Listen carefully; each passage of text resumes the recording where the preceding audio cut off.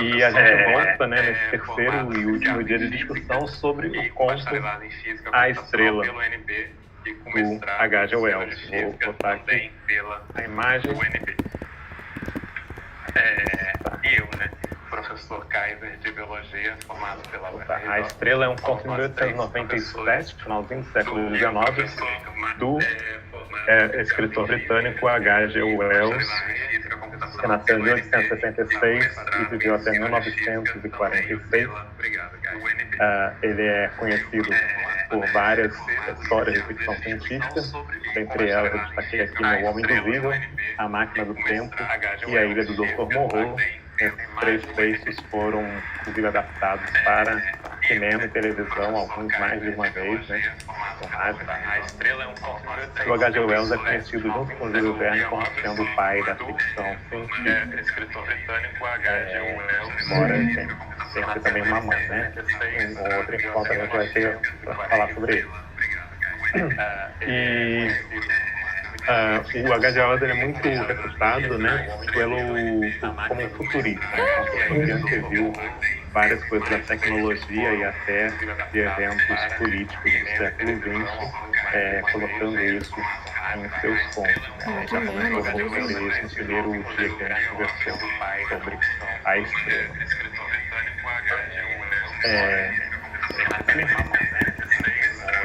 Então, no primeiro dia do nosso encontro, 2 semanas atrás, a gente conversou muito das aspectos sociais, filosóficos, da literatura, né, do conto. Semana passada a gente falou bastante sobre a física, com o professor Marcos, estava aqui também semana passada, e hoje aceitou o convite para retornar. E fazendo uma rápida sinopse, né, do conto, A Estrela relata a aproximação de um corpo celeste de fora do sistema solar, provavelmente um exoplaneta, que se aproxima em rota de colisão com alguns corpos do sistema solar, nomeadamente o planeta Netuno, e também, em alguns pontos do texto, fica a possibilidade dele colidir contra Júpiter ou talvez contra o próprio planeta Terra. E o conto vai relatando os efeitos que isso traz no planeta, no nosso planeta, né? Na natureza, na gravidade, em vários aspectos, as consequências que a aproximação desse corpo maciço de grande massa, grande velocidade traz para o planeta, e também como a população humana reage a essa aproximação. A Gaia falou que o chat estava aparecendo, acho que agora não está mais. Tudo bem, pessoal? Bruno, Marcos, querem comentar alguma coisa antes da gente começar a contar as coisas da ciência?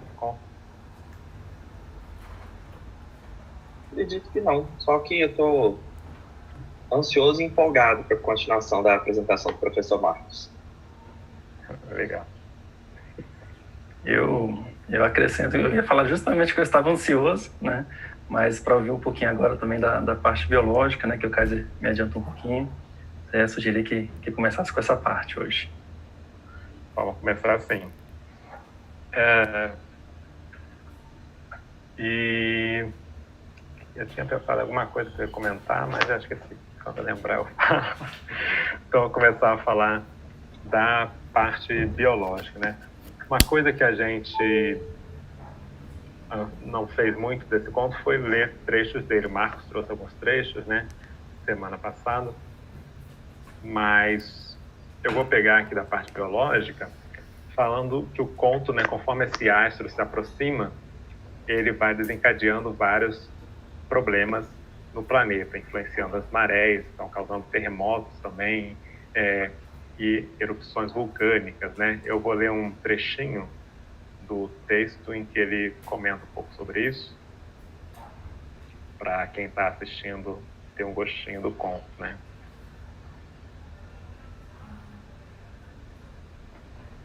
Tá aqui, ó. A China estava banhada por aquela luz branca, mas sobre o Japão e Java e todas as ilhas da Ásia Oriental, a grande estrela era uma bola vermelha de fogo, por causa do vapor, da fumaça, das cinzas que os vulcões cuspiam para saudar sua chegada.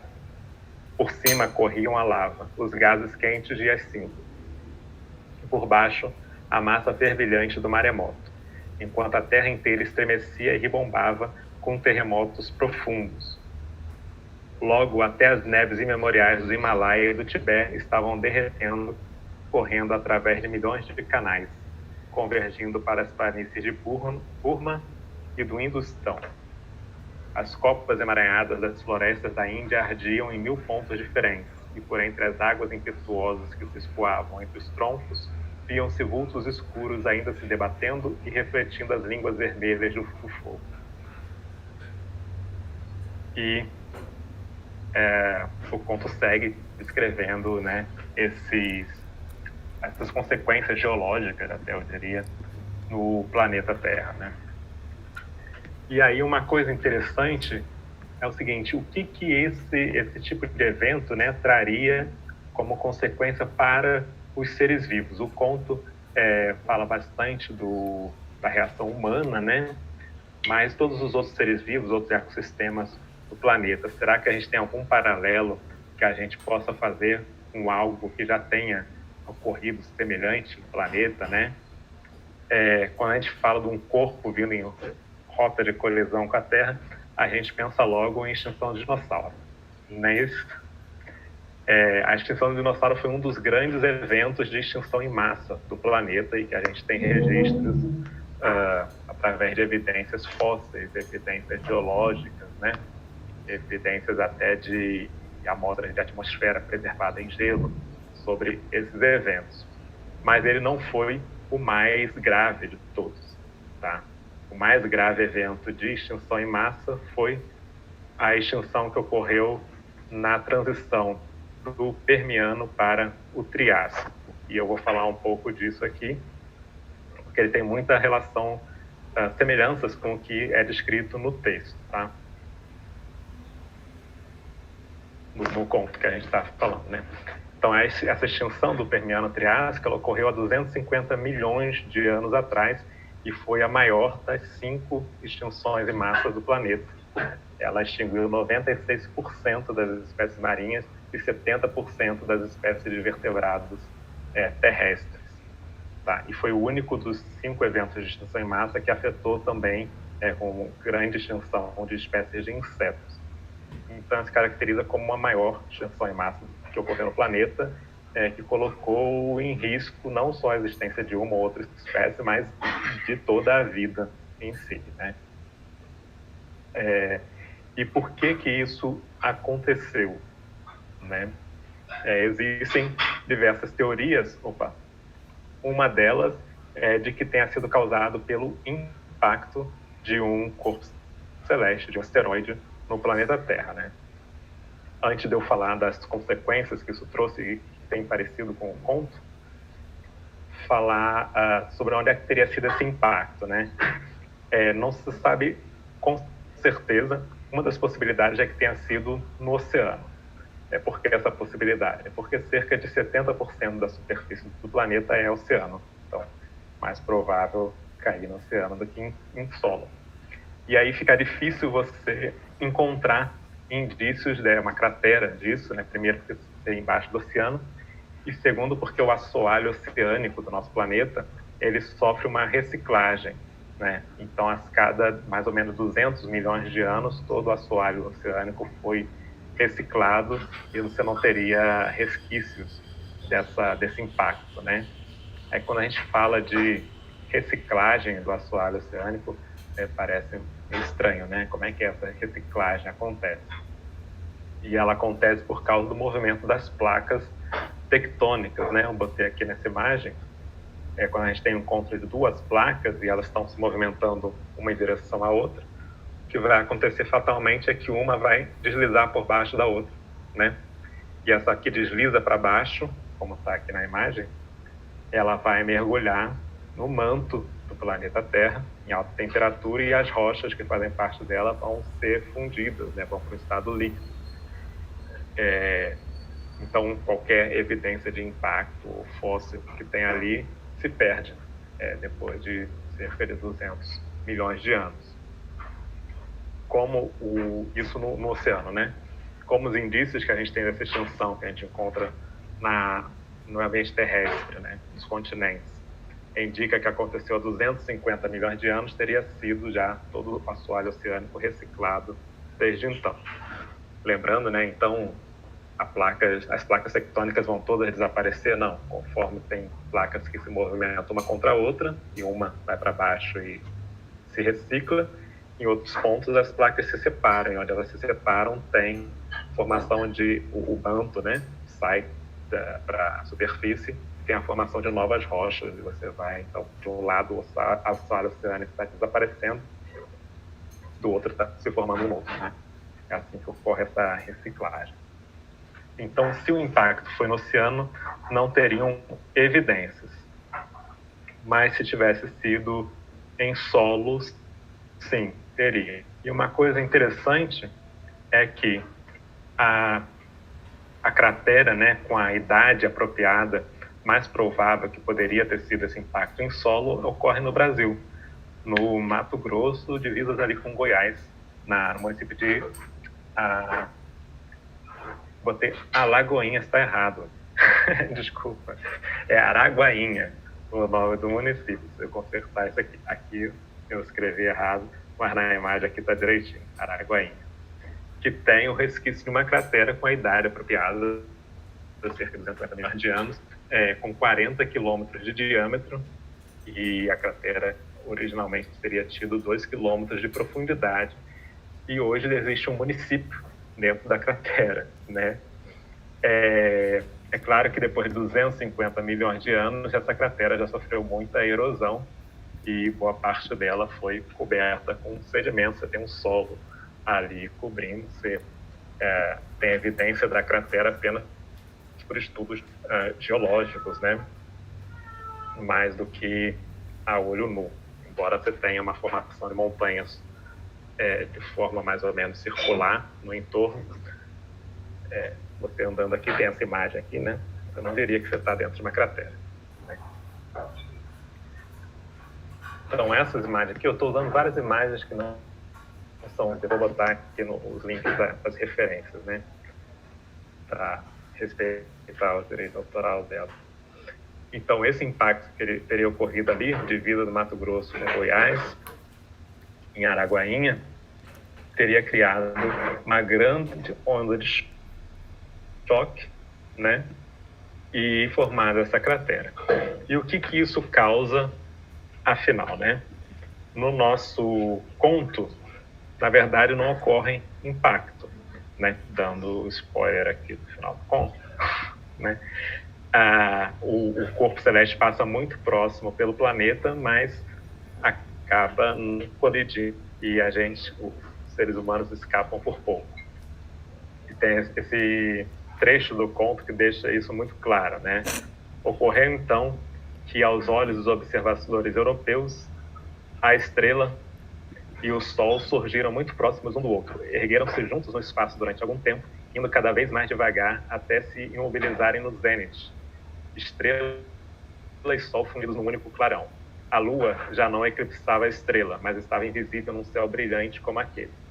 E embora a maioria dos sobreviventes visse isso através do embrutecimento gerado pela fome, fadiga, pelo calor e o desespero, ainda havia homens capazes de perceber o significado daqueles sinais.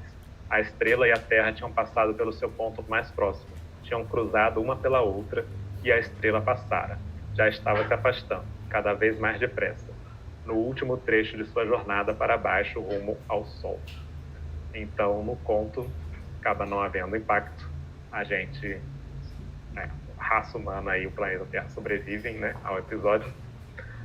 Mas,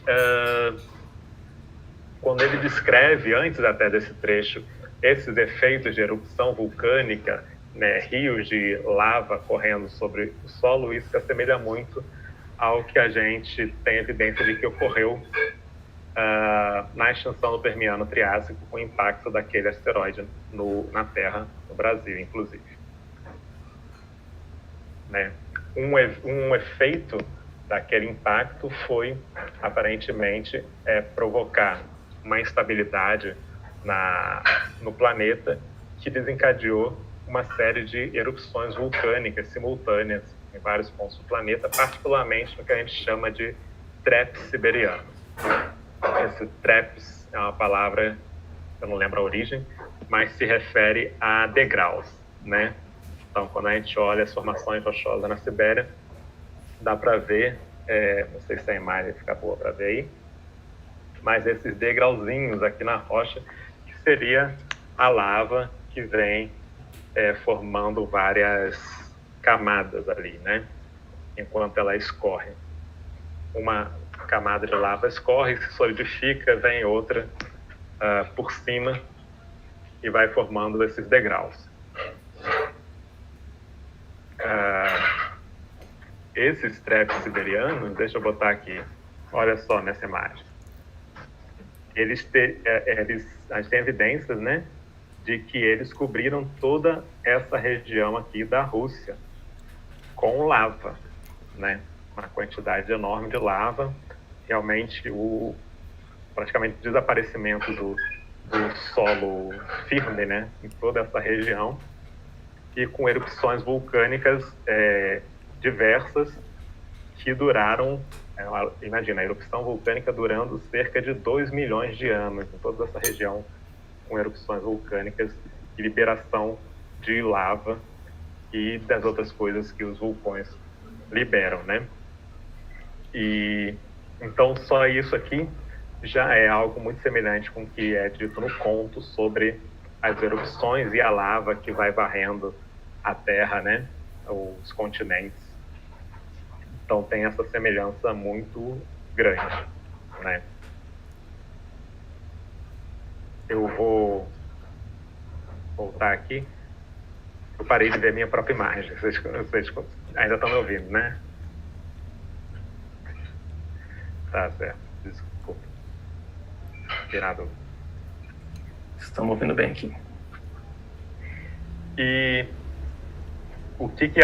quais consequências tem isso para a vida, né?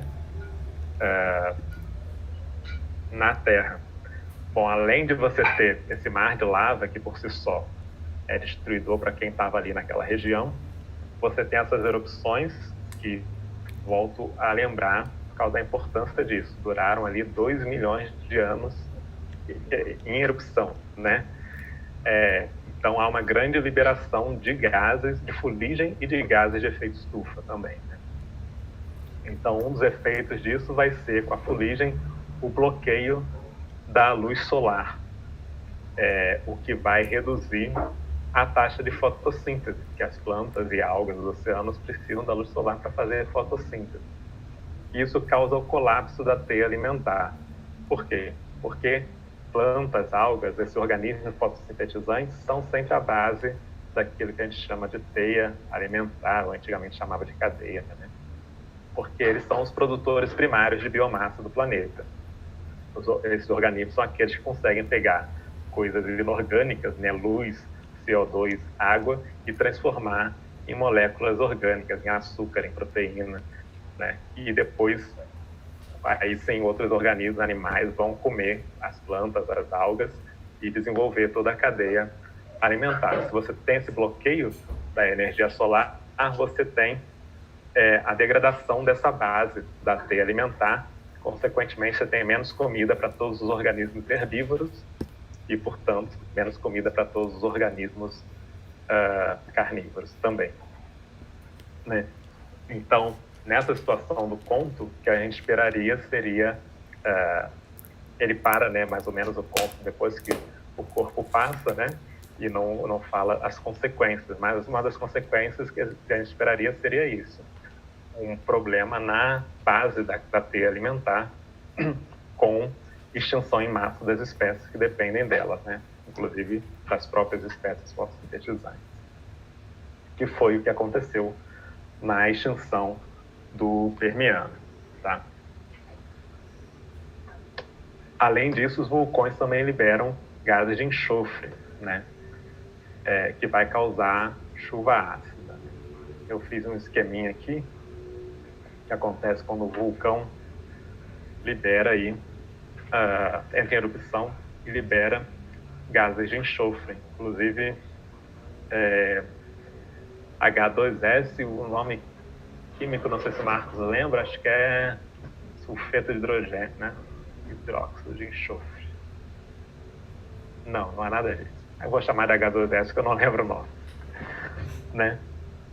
Mas, enfim, esses gases são liberados na atmosfera, carregados aí por nuvens que vão, quando tiver precipitação, lançá-los nos mares, rios, lagoas e no próprio solo, causando aí uma chuva ácida que é danosa para os organismos, envenena o solo, né?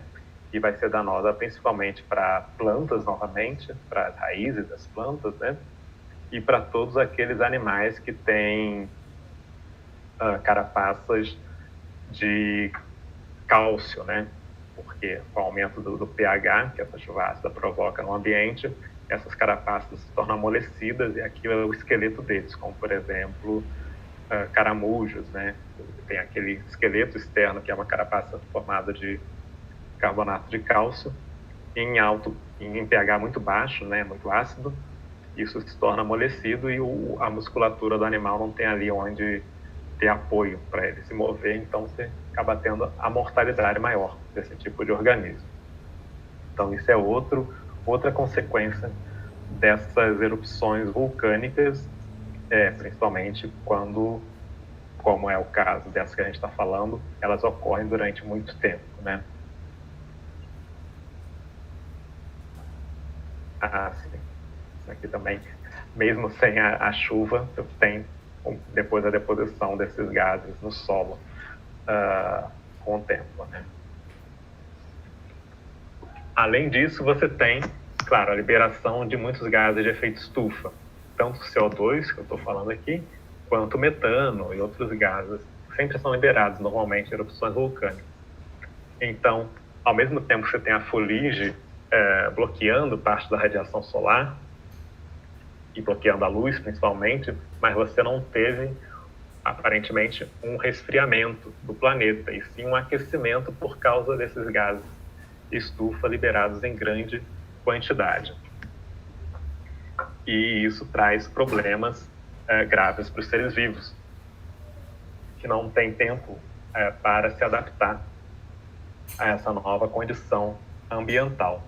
E é legal que no conto do H.G. Wells, ele fala sobre isso, né, sobre um aquecimento que acontece no planeta e fala até do derretimento de neve das montanhas e no finalzinho do conto o derretimento das calotas polares, né, de gelo. Mas me permite fazer um comentário? Claro, claro. Quando eu li, eu a princípio tinha atribuído esse aquecimento do planeta, mas a questão de uma nova fonte de calor, que era aquela estrela que ele tinha proposto, né? Como a gente discutiu no nosso último encontro, né? A gente discute essa possibilidade, né, de ser um exoplaneta colidindo com Netuno e formando até talvez uma anã marrom, né, se não falar a memória. Mas enfim, mesmo que não tenha formado uma estrela, né, formou ali um corpo razoavelmente quente, né, devido à colisão. Então eu tinha pensado a princípio no aquecimento do planeta Terra por uma fonte a mais, né, de calor. E estava me questionando se seria calor suficiente, né, tendo em vista que era um corpo que ainda estava razoavelmente distante, né. Você está me trazendo uma informação muito, muito bacana, né, que outra fonte, né, para esse aquecimento é justamente o efeito estufa, né, agravado aí por essa questão toda. Exatamente, eu ia até comentar isso. Eu achei bem interessante, também que eu lembrei que você tinha comentado, né, que acho que a gente tinha comentado que era muito difícil você ter um aquecimento daquele com um corpo se aproximando e passando rapidamente pelo planeta, né? Então, aí quando eu estava pesquisando sobre assuntos, isso não pode ter sido um efeito estufa intenso também, embora a gente tenha sempre um problema do tempo, como a gente comentou semana passada, né? Falou, o astro não chegaria, né, ao sistema solar e atravessaria ele tão rápido, em poucos dias, como é mostrado no conto. Também esse efeito estufa não ocorreria tão rapidamente, assim, ao longo de, aparentemente, parece 2, 3 dias que aconteceria, né? Aí a gente acredita um pouquinho para a liberdade poética científica, né? do ponto de ficção científica, né? Para trazer todo aquele clima, aquela tensão, né? Que a gente discutiu bastante. Exato, tem que ter aquela suspensão da descrença, né? Enquanto de algumas coisas. Mas no caso real, né, que eu estou comparando aqui, é uma erupções vulcânicas que duraram milhões de anos. Aí você tem um grande efeito estufa muito intenso. E se eu bem entendi, essas deposições também desse tipo de substância, ali, depois você volta na figura, acho que era ácido sulfúrico e tudo mais, né? E esse tipo de deposição é que permite hoje a gente identificar, né, que esse tipo de evento ocorreu há milhões de anos atrás, não é isso mesmo? Nas minhas pesquisas eu identifiquei também até mesmo pó de meteorito, né, espalhado por toda a Terra. Meteorito, não termo mais genérico, tá? Mas pó, né, desses corpos celestes, né, após a colisão, se espalhando pela atmosfera, se espalhando por todo o planeta e sendo identificado, né, nos dias atuais, né, em camadas geológicas e tudo mais. Sim. Então esse tipo de depósito é que nos dá essas pistas, né, também. Essas substâncias aqui que você está comentando, né? Isso. E sim, essas substâncias e essa mistura, né? As substâncias das erupções vulcânicas, as substâncias encontradas de restos de meteorito, né, após o impacto, e também no ambiente terrestre a enorme quantidade de fósseis de organismos que morreram nessa época, né? Claro que não morre tudo da noite para o dia, mas mesmo que morram ao longo de 100 mil anos, 200 mil anos ou 2 milhões de anos, eles estão ali numa mesma camada do solo, né? Junto com essa mistura de substâncias inorgânicas. Então, essas são, de fato, como o Marcos falou aí, as evidências, né, que a gente tem. Muito legal. E com o desaparecimento de, às vezes, famílias ou filos inteiros de seres vivos nessa época, né? Eu não trouxe imagem aqui, devia ter trago, mas você já deve ter ouvido falar dos trilobitas, né? Que eram animais pré-históricos ali dos mares, não sei se vocês já ouviram falar. Falei de não trazer a imagem. Mas era um artrópode marinho que dominava os mares, né? Um dos primeiros a se espalhar por todos os oceanos, e que nesse impacto, nesse evento de extinção, eles desaparecem completamente. Todo um grupo de artrópodes desaparece do planeta Terra. E mudanças, né, quando a gente olha o registro fóssil antes e depois, a gente tem mudanças muito intensas, né? Antes desse episódio da extinção do Permiano, cerca de 2/3 da vida marinha eram de organismos sésseis, organismos fixos em solo oceânico, em pedras, que não tinham movimentação própria, né? E eles sofrem uma grande extinção. Porque você imagina, uma determinada região do oceano fica mais ácida ou muito quente, né? Diz que algumas regiões, tem indícios de que algumas regiões do oceano chegaram a atingir 40 graus de temperatura. Enfim, e sem comida, um organismo móvel sai dali. Um que é excesso não tem o que fazer, tem que ficar ali mesmo e vai morrer.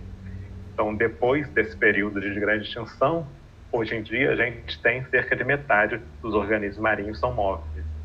Então, teve uma extinção maior daqueles que não conseguiam se movimentar e ir para um lugar mais protegido, né? Que condições ambientais fossem mais adequadas para ele sobreviver. Então, tudo isso são indícios do que aconteceu naquela época, né?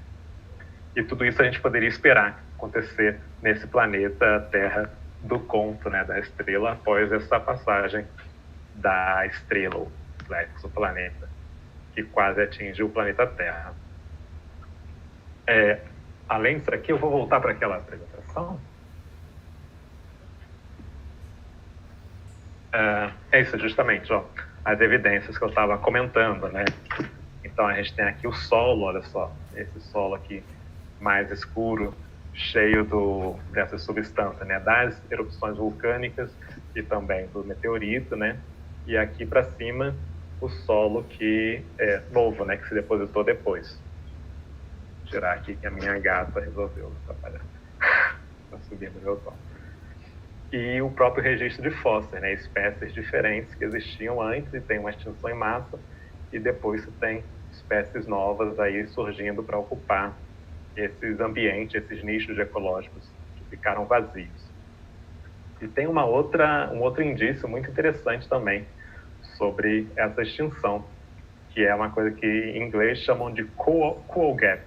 Eu não encontrei a tradução oficial, mas seria como uma lacuna de carvão no solo, né? Então, uma região do estrato de solo em que você deixa de ter a presença de formações de carvão. E aí a gente precisa ver como é que se forma o carvão, né? O carvão que a gente chama...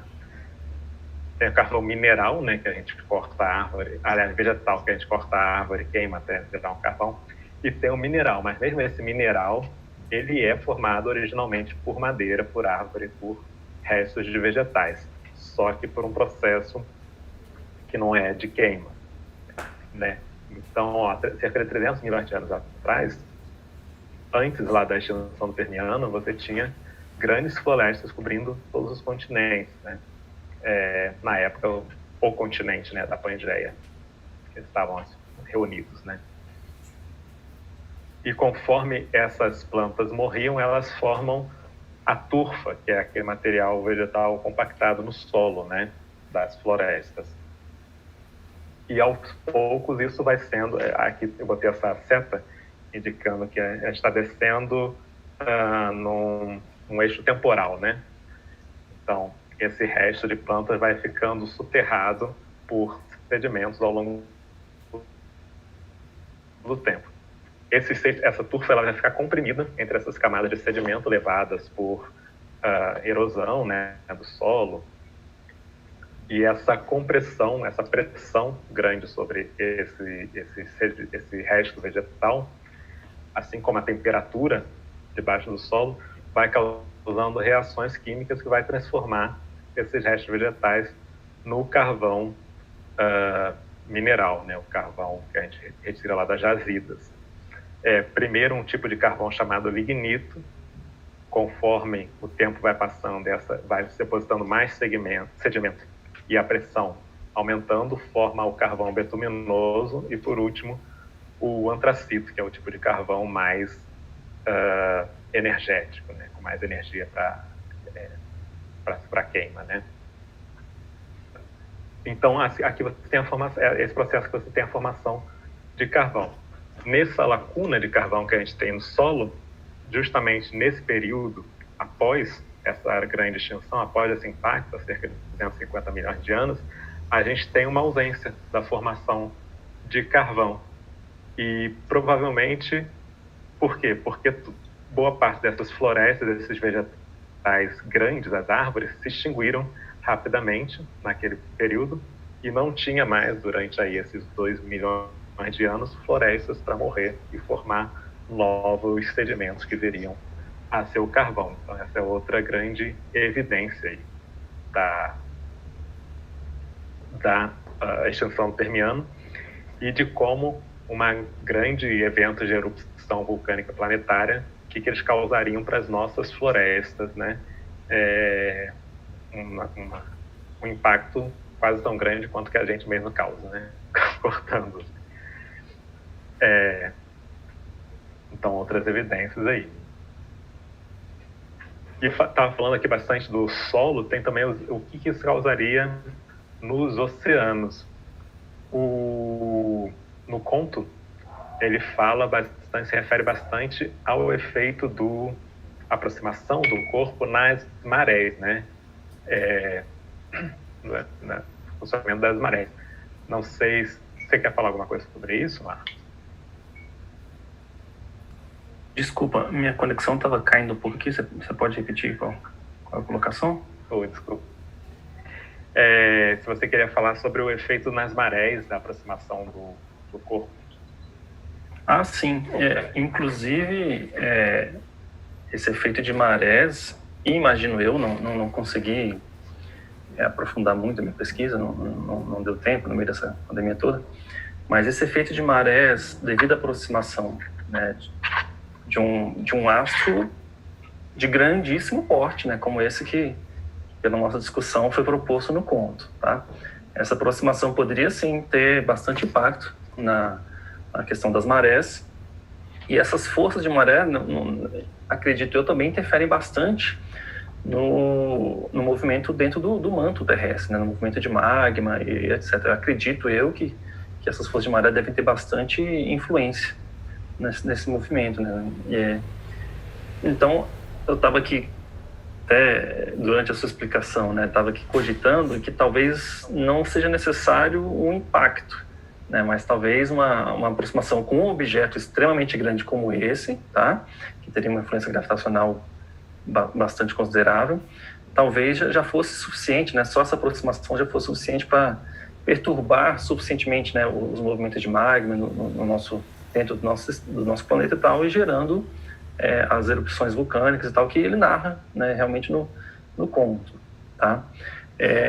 Se vocês quiserem que eu tente explicar um pouquinho mais sobre a maré, eu não consegui elaborar slides e tal, mas eu estou aqui com um artigo aberto, que é bastante interessante, e que fica até de dica de leitura.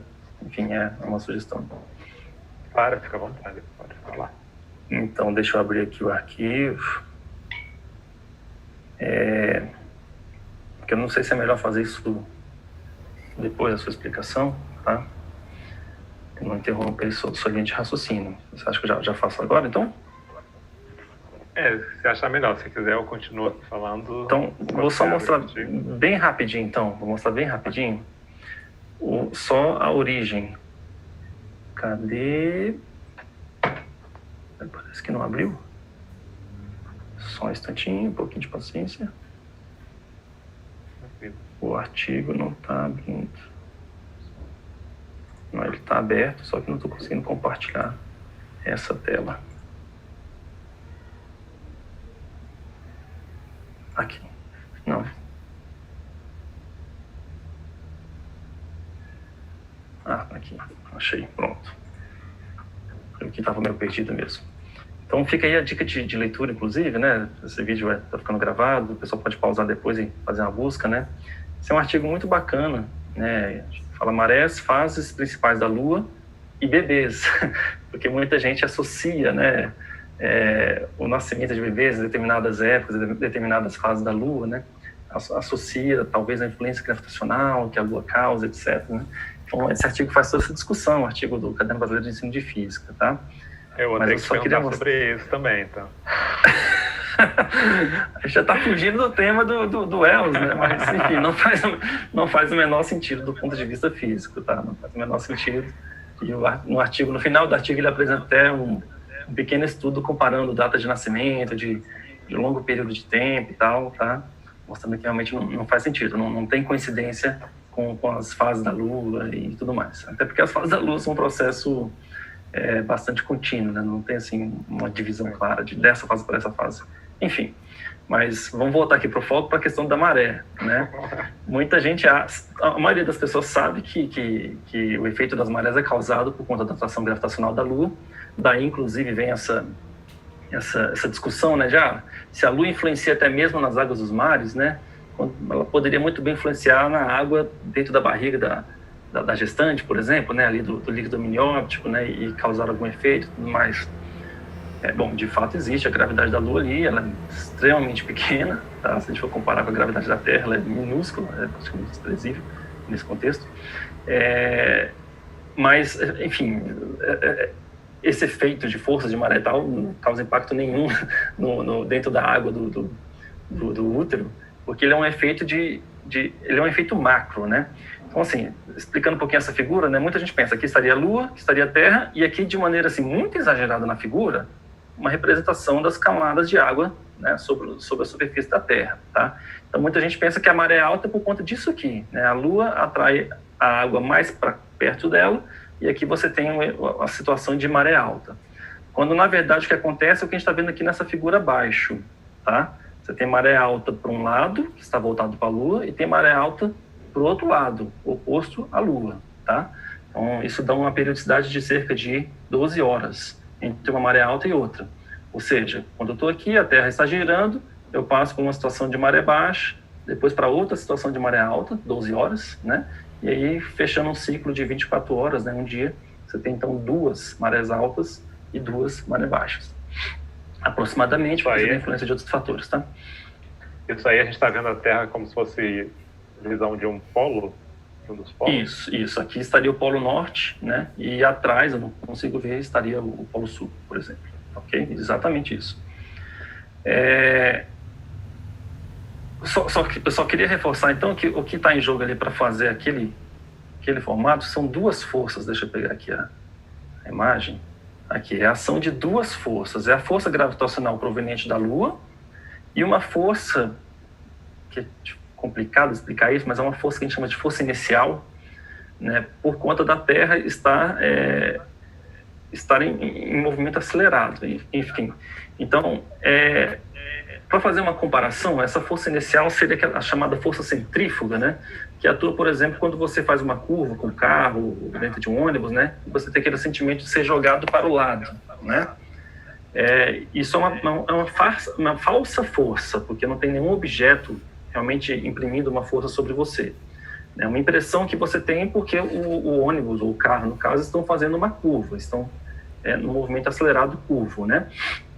Então, é a soma desses dois efeitos, né, da força gravitacional da Lua, que é maior nesse ladinho da Terra e um pouquinho menor nessa outra extremidade da Terra, com o efeito dessa força inicial, essa força centrífuga, né, devido ao movimento relativo da Terra em relação à Lua, é a soma desses dois efeitos que produz aquele achatamento, né, das águas, né, onde ela fica mais elevada para cá e menos elevada para cá e para cá, tá?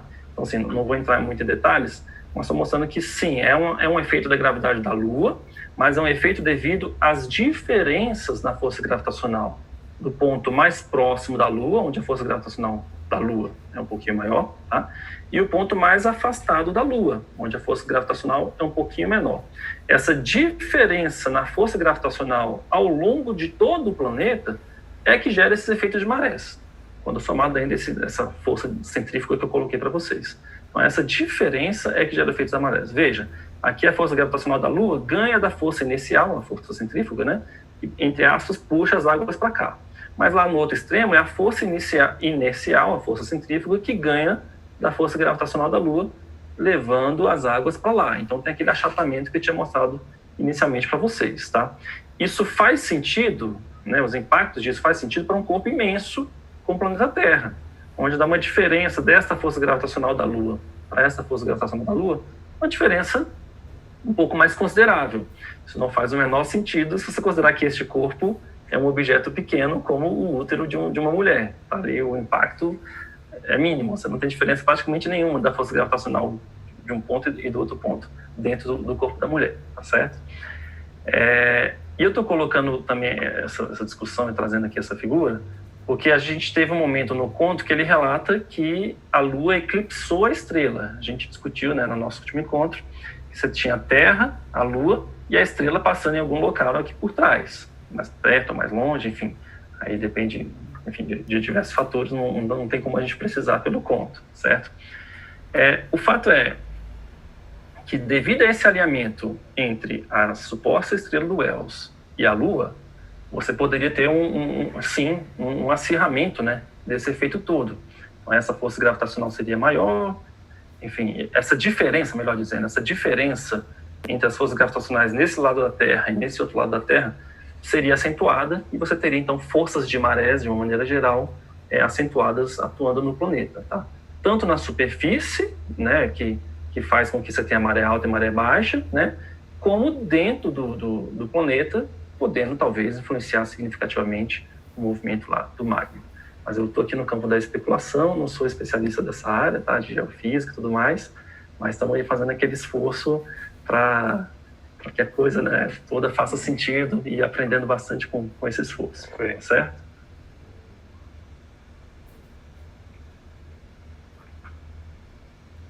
Aí, o que eu queria falar sobre a parte das marés é mais isso mesmo, tá, Kaiser? Tá. Você mostrou aquela imagem ali? Que você teve mais. A Lua, ela orbita a Terra mais ou menos na altura do Equador, é isso? Mais ou menos, sim. Aí até tem uma próxima imagem que mostra mais claramente. Aqui.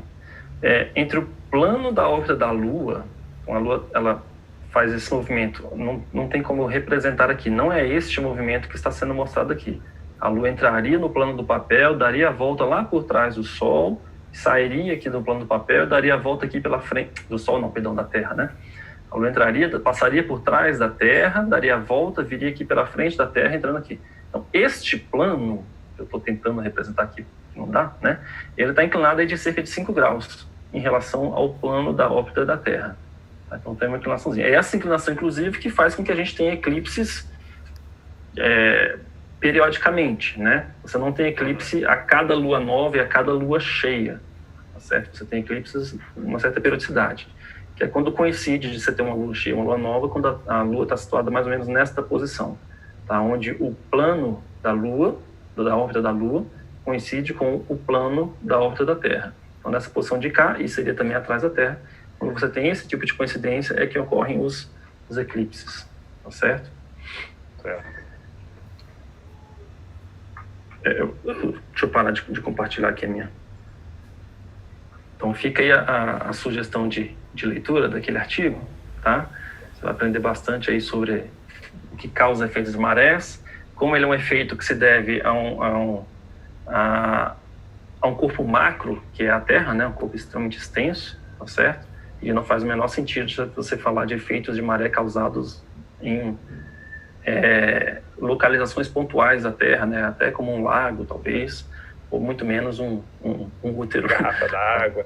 Uma garrafa d'água, enfim, isso já não faz sentido, tá certo? Mas o manto terrestre faz sentido, e que gostaria muito de consultar um geofísico, um geólogo, né? Alguém especializado na área, para saber se realmente poderia gerar impacto suficiente para causar essas erupções vulcânicas que a gente viu no conto. Sim. Aliás, me lembra, inclusive, que recentemente, mês passado, né, a gente teve 15 vulcões entrando em erupção simultaneamente no planeta. Não sei se vocês viram essa notícia, né? Não. Bruno chegou a ver? Sim. Inclusive o vulcão de Krakatoa, que é um vulcão que no século XIX, inclusive antes desse conto, né, talvez tenha influenciado o H.G. Wells, a erupção de Krakatoa causou o desaparecimento da ilha onde ficava aquele vulcão, né, de quase toda a ilha. E esse que a gente tem hoje chama, eu não lembro o nome exato, mas a tradução seria o filho de Krakatoa, né, um outro vulcãozinho que surgiu no que sobrou da ilha ali. E ele entrou em erupção também.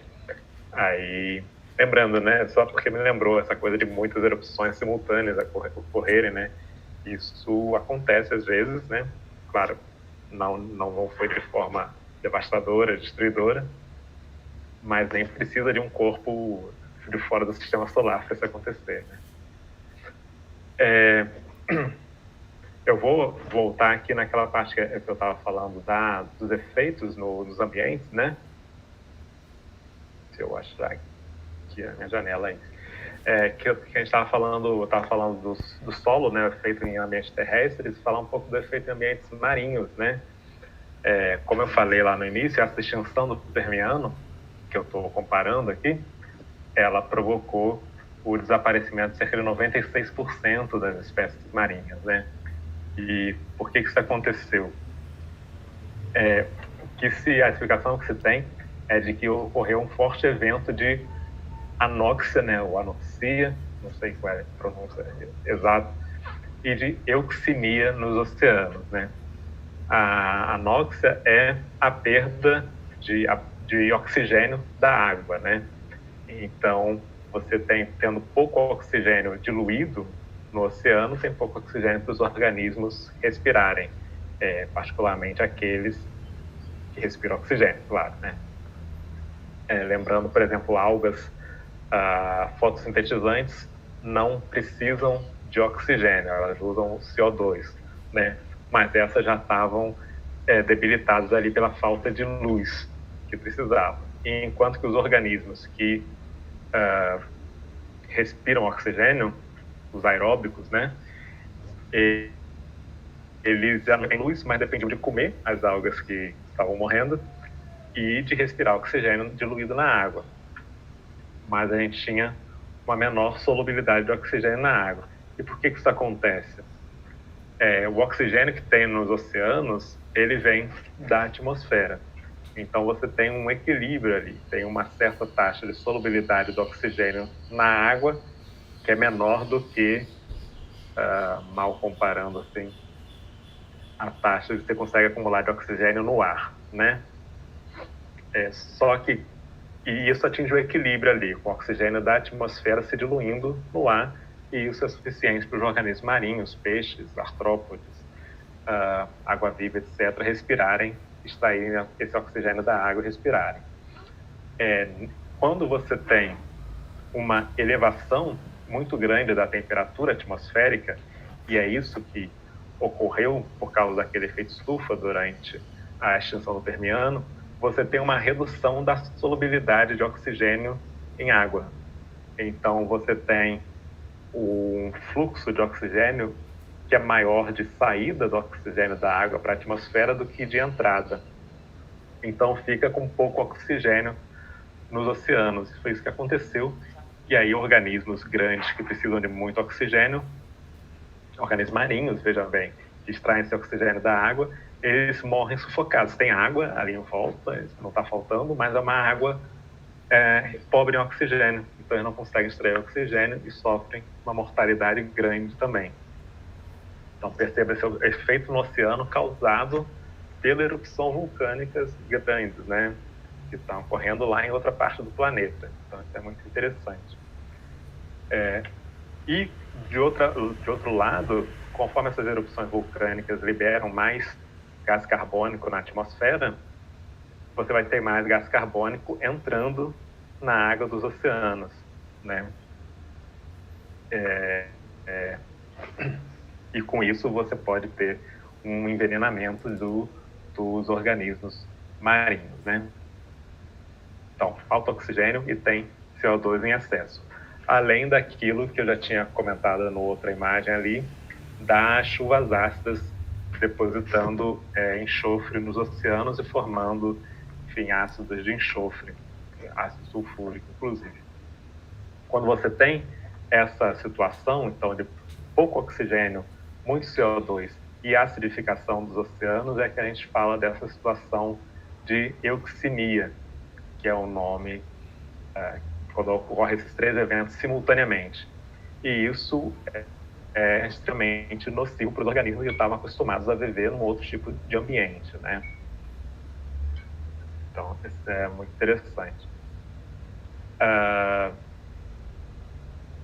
Desculpa. Né? E, além disso, ainda tinha aquela questão do aumento da temperatura dos oceanos, que eu já tinha comentado, alguns lugares chegando a 40 graus Celsius a temperatura, quando hoje os nossos oceanos têm uma média de 17 graus Celsius de temperatura. Então, o aumento de temperatura não estava cozinhando, né? Não estava fervendo, mas uma temperatura muito acima do que aqueles organismos tinham se adaptado para sobreviver. E o que acontece, vou deixar essa imagenzinha bonitinha dos animais conversando, mas o que acontece é que sempre que você tem uma mudança no ambiente, nas condições ambientais, clima, a constituição química da atmosfera, do oceano, que essa mudança é muito rápida, muito drástica, os organismos não têm tempo de evoluir para se adaptar a essas mudanças. E acaba tendo essas extinções em massas. Todos os 5 eventos de extinção em massa foram situações dessas, em que mudanças muito rápidas nas condições ambientais causaram uma grande mortalidade de organismos, porque eles não tinham tempo de evoluir para se adaptar. Lembrando que a evolução sempre ocorre através de várias gerações, né? Envolve vários eventos reprodutivos para você conseguir ter aquela seleção de organismos mais adaptados ou até o surgimento de novas capacidades no organismo por mutação no seu DNA. Como a mutação é algo aleatório, você precisa de um longo tempo para permitir que essa aleatoriedade acabe dando a capacidade do organismo sobreviver em um novo ambiente, um ambiente muito alterado. Uma coisa legal dessa extinção do Permiano, por isso que eu trouxe, além dessa similaridade com o conto, do ponto de vista quais seriam as consequências daquilo que é descrito no conto, de como essa grande extinção, que foi a pior de todo o planeta, ela é causada por um forte efeito estufa, pela liberação de grande quantidade de gases de efeito estufa, de hidrocarbonetos na atmosfera, que é mais ou menos o que a gente, como ser humano, faz atualmente, né? Retirando carvão, petróleo e liberando esses gases na atmosfera. Por isso que os pesquisadores que estudam efeito estufa, alterações climáticas, eles ficam muito alarmados, porque justamente esse tipo de contaminação da atmosfera com esses gases foi responsável pelo maior evento de extinção em massa que o nosso planeta já viu, né? Então, é um risco muito grande a gente não controlar essas emissões a tempo, né? Infelizmente, a gente não tem controlado, a não ser, talvez esse ano se torne o primeiro ano aí que a gente consiga reduzir por questões não da nossa vontade ou do nosso esforço, mas para a gente estar com essa atividade industrial reduzida por causa da pandemia, né? E completando aqui, resolvi dar, né? Marcos sugeriu o artigo aí para ler, eu vou sugerir um livro para ler, que é esse aqui, ó, se chama A Sexta Extinção, uma história não natural, de uma jornalista, Elizabeth Colbert, uma jornalista americana que ganhou o prêmio Pulitzer por esse livro aqui. E é interessante porque ele tem uma linguagem para público leigo, né, de divulgação científica, e essa jornalista ela foi visitando centros de pesquisa em várias partes do mundo. Cada centro de pesquisa desses focava no estudo de um dos grandes eventos de extinção em massa que já ocorreram no planeta, inclusive desse do Permiano Triássico que eu comentei hoje, e os outros também. E se chama a Sexta Extinção por causa de que há um consenso de que a atividade humana hoje, né, e que já de séculos atrás tem provocado uma sexta onda de grande extinção no nosso planeta, né? Nesse período que alguns pesquisadores chamam de antropoceno, né? A época do homem. Por isso esse título desse livro. Então é um livro sensacional para quem quiser se aprofundar no estudo sobre esses eventos de extinção em massa, e o que morreu, o que sobreviveu a cada um desses eventos, com uma linguagem de fácil acesso aí. Eu vou passar a palavra para vocês. Vocês querem falar, Marcos, Bruno? Hoje eu estou participando mais de ouvinte, Kaiser. Se você deixar, então, Bruno, eu vou começar a falar e não vou parar mais. Não, por favor, fica à vontade, Marcos. Eu estava lembrando, assim, do conto que eu acho que ele citou em algum momento, que não se permite, senão... Eu estava buscando aqui, enquanto você finalizava, eu estava aqui tentando achar na minha cópia do conto, mas não localizei, né, que tinha diminuído a fluorescência nos mares, alguma coisa do tipo, né? Que quando eu li me remeteu a possíveis algas e tal, né? Isso faz algum sentido, Kaiser? Faz sim, você tem organismos nos oceanos. Agora, eu não tinha me atentado a essa parte do conto. Me foge o nome do organismo. Mas são os crions, não, fitoplânctons? Eu tô minha memória me... O fitoplâncton seriam organismos fotossintetizantes, né? Que morreriam por causa da falta de luz, né? O que você falou, crio, é um crustáceozinho microscópico, né? Que aí morreria por causa da anóxia do oceano. Mas tem especificamente se não me engano, um protozoário marinho, que ele vive, né, perto das praias, inclusive. No litoral de São Paulo, ali à noite, tem época do ano, no verão, que você vê muito, que eles são fosforescentes. E eles ficam na superfície, assim, e florescem. É muito bonito de ver. E, numa situação dessa, todos os organismos sofreriam grande mortalidade. E, com certeza, ele está relacionando a isso, né, nesse trecho. Mas isso também imagina numa escala de tempo, né, não de alguns dias, né? Para você ter um efeito assim, global, né, seria numa escala de tempo. Você localmente pode ser mais curto, né, um derramamento de alguma substância venenosa ali numa baía, causar essa mortalidade em poucos dias, né? A nível Porque global seria algo mais longo. a conclusão assim, que eu vou tirando assim, dessa sua fala de hoje, né, me remete ao parágrafo 38, né, do texto, né, que ele fala, né, mas essa história não conta da nova irmandade que surgiu dentro em breve entre os homens, da preservação de leis, livros e máquinas, da estranha mutação que havia ocorrido na Islândia, na Groenlândia, nas costas da Baía de Baffin, é isso?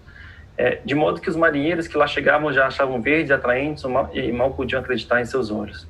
Também não conta do deslocamento da humanidade para o norte e para o sul, em direção dos polos, agora que a Terra estava mais quente. A história diz respeito apenas à vinda e à passagem da estrela, né? Então ele deixou todo um universo aberto, né, para a gente tentar imaginar como é que seria a vida da humanidade após a passagem da estrela, né? E você está trazendo para a gente um cenário bastante desolador, né? Onde estaria enfrentando extinção em massa, né? De seres vivos, tendo que migrar, né? Por conta do aquecimento do planeta, né? Tendo que migrar para regiões mais frias, né? Que são os polos, né? A questão do degelo, enfim, né? Então, um cenário desolador, eu estou imaginando aqui, talvez para centenas, milhares de anos, enfim, né? Adiante. E ao mesmo tempo você está colocando para a gente, né, que a gente talvez tenha que passar por isso, por esse cenário desolador, mas não por conta de um efeito do universo, né, que foi a passagem de uma estrela, uma coisa que está totalmente fora da nossa capacidade de ação, né?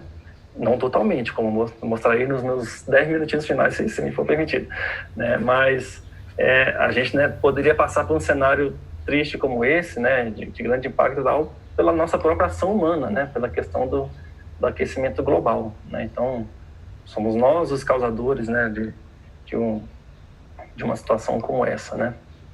E assim, eu vou fazer só esse detalhe, assim como no caso da pandemia que a gente vive, as medidas, né, para impedir têm que ser tomadas no início. Não adianta você estar no pior momento, porque aí já não tem mais o que se fazer, né? Isso mesmo.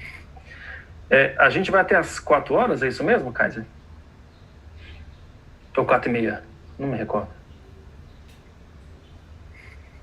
Como? Cortou o áudio? Eu que desliguei o áudio. Às 4, porque logo em seguida começa o outro programa. Será que eu podia tentar, então, nesses 10 minutinhos, dar um visual assim? Porque eu acho que ficou faltando só responder assim, a grande pergunta, né? Seria possível, né? Pode acontecer isso? Estamos sujeitos a isso, né? Um grande astro celeste passar por aqui, causar, né, imensos cataclismos e tal. Enfim, então eu tinha preparado uma coisa também. Não vai dar tempo de discutir a fundo, mas não tem problema, porque foi tudo muito rico, tá? Mas vou tentar passar aqui bem rapidinho nesses 10 minutos, o que seria o 7º ponto que eu estou trazendo, que eu estou discutindo, né? Que é essa questão do perigo que vem do espaço. Vocês estão conseguindo me ouvir e ver bem? Porque eu não... eu não compartilhei, né? Não compartilhou, a gente está te ouvindo, mas não está vendo. Deixa eu compartilhar, senão não adianta. Aqui, ó. Fui empolgado aqui. Aí, foi. Esqueci de compartilhar a tela. Agora só não entrou no modo de apresentação. Então esse seria aí o 7º ponto da parte da física, né? Então é possível a gente ser atingido por asteroide? Kaiser já colocou muito bem, né? Inclusive mostrando várias evidências, né? Na Lua a gente enxerga também que é bastante possível, que cada uma dessas crateras que a gente observa na Lua, né, são causadas por impactos com asteroides. Só que na Lua não tem atmosfera, então não tem erosão, né? Não tem todo esse movimento dinâmico que o Kaiser colocou para a gente, inclusive nos mares, né? Não tem isso tudo na Lua, né? Porque ela não tem atmosfera. Então, uma cratera, devido a uma colisão, permanece lá por milhares, milhões de anos, né? Então a gente vê um retrato aí do passado, de tantos asteroides que já colidiram aqui com essa região, né? Eu também te trago um exemplo aqui de uma cratera de asteroide, uma das mais recentes, cerca de 49 mil anos atrás, ó, cerca de 1,1 km de distância, produzida por um asteroide de 50 metros de diâmetro mais ou menos, vindo a uma velocidade de 11 km por segundo, cerca de 40 mil km por hora, tá? Esse tipo de velocidade, inclusive, é compatível com a velocidade de translação de Netuno, por exemplo, alguma coisa desse tipo, já é bastante compatível. Gerando abalo sísmico aí de 5.0 na escala Richter, explosão equivalente a 20 milhões de toneladas de TNT. Então, assim, eu estava trazendo aqui que essas colisões podem ser perigosas, mas o Kaiser já mostrou que podem ser muito mais, né? Causando até impactos para a vida como um todo. Mas, para o caso de asteroides realmente grandes, razoavelmente grandes, tá? Aqui, depois eu posso deixar essa referência também, um artigo bem bacana, bem fácil dos nossos alunos lerem também, tá? Mas um apanhado, assim, do diâmetro do corpo que está impactando contra a Terra, supondo que ele tenha chegado até a Terra, tá? Vale lembrar que a Terra tem uma camada de ar, ao contrário da Lua. Então, quando os asteroides eles chegam para colidir com a Terra, uma boa parte dos asteroides não chega até o solo, os menorzinhos não chegam até o solo. Eles, por conta do atrito com o ar, eles são realmente, assim, torrados. Tá? O forte atrito aquece, né? A gente sabe, se a gente atritar, não, a gente sente um aquecimento. Então, vindo a altíssima velocidade, um atrito com o ar faz com que eles esfarelem e aqueçam bastante. Então, formam-se aquela bola de fogo que nós conhecemos como estrelas cadentes, né? Então, quando a gente vê estrelas cadentes no céu, que é aquele fino traçozinho, né, e rápido que a gente vê, aquilo são pequenos meteoritos, né, realmente chegando e colidindo contra a nossa atmosfera e são esfarelados, e a maioria deles sequer chega à superfície da Terra, né? Tem que ser realmente os maiores que conseguem sobreviver e chegar até a superfície. Então, assim, um corpo com diâmetro de cerca de 100 metros, se chegar à Terra, né, com esses 100 metros, vai produzir crateras aí da ordem de 3 quilômetros, né? Um corpo com um diâmetro de cerca de 500 metros já vai produzir crateras na superfície da Terra da ordem de 15 quilômetros, né? Mas olha só a taxa de ocorrência desses choques. Isso aqui, 100 metros e 500 metros, são corpos pequenos, tá? Assim, estão chegando até a Terra. Corpos de cerca de... Deixa eu passar aqui para o outro lado, essa telinha. Corpos com cerca de 100 metros de diâmetro chegam com uma frequência de cerca de milhares de anos, né? Então, não é fácil você encontrar colisões com a Terra com corpos desse porte, tá certo? Menores do que isso já é mais frequente, mas como eu disse, a proteção da nossa atmosfera, tá, que em geral minimiza bastante os danos que podem causar, certo? Corpos aí da ordem de 500 metros de diâmetro já vão ocorrer a cada 500 mil anos, tá certo? Eu peguei aqui um trecho do artigo que eu busquei, onde eu falo, em média, a Terra é atingida por um objeto de 100 metros de diâmetro a cada 12 mil anos. Eu falei milhares de anos, né? 12 mil anos. E para um objeto de 500 metros a cada 500 mil de anos, o que provocaria um abalo sísmico de 7.8 na escala Richter, suportável ainda em todos os seus efeitos. Então ainda não estamos falando, pelo que eu entendi, de corpos capazes de causar impactos globais, né, como essa exposto pelo Kaiser, como também no caso da extinção dos dinossauros, etc. Agora, então, partindo para os corpos maiores, né, diâmetros da ordem de quilômetros, 1, 2, 3, 10 quilômetros, 20 quilômetros, 50 quilômetros, crateras enormes de até 800, 900 quilômetros, certo? Mas olha a frequência com que eles chegam ao nosso planeta. Vou direto aqui para o texto, que o nosso tempo já está se esgotando, né? Tem uns 5 minutinhos. Um corpo de 10 quilômetros de diâmetro pode provocar uma imensa cratera de 200 quilômetros e, em média, impactos como esse ocorrem a cada 500 milhões de anos, tá certo? O que bate aí com o que o Kaiser tá mostrando para a gente, né? Dessas 5 grandes extinções que ocorreram, né? Mas ocorrem em períodos de tempo da ordem de milhões e milhões de anos, centenas de milhões de anos, né?